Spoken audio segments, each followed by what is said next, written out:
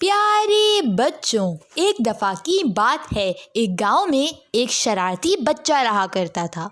وہ اتنا شرارتی تھا کہ وہ ہر دن ہر وقت گاؤں کے لوگوں کو پریشان کرتا رہتا تھا۔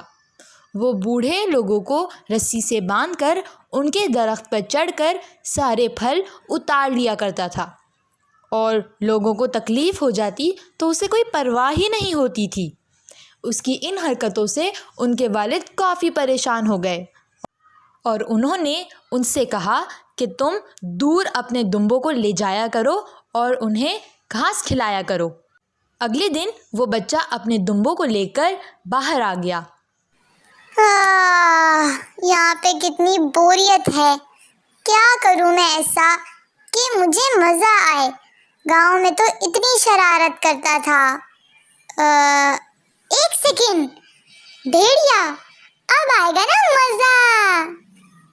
بچاؤ بچاؤ، بھیڑیا آ گیا، بھیڑیا آ گیا۔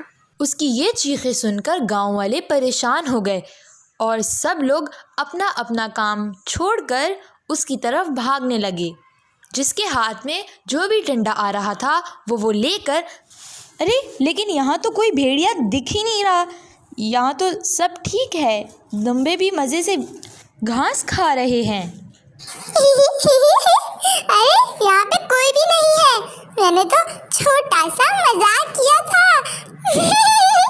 بڑا مزہ آیا، بن گئے نا الو۔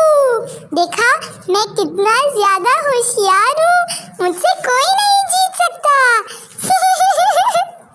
گاؤں والے غصہ ہو کر وہاں سے چلے گئے۔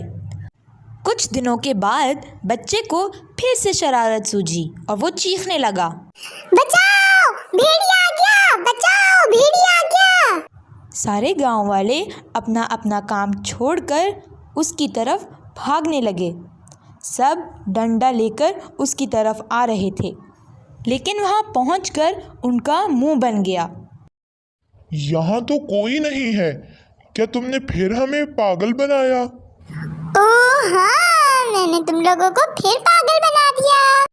اس بار سب بہت زیادہ غصہ ہوئے اور ناراض ہو کر وہاں سے چلے گئے۔ بار بار الو بن جاتے ہیں۔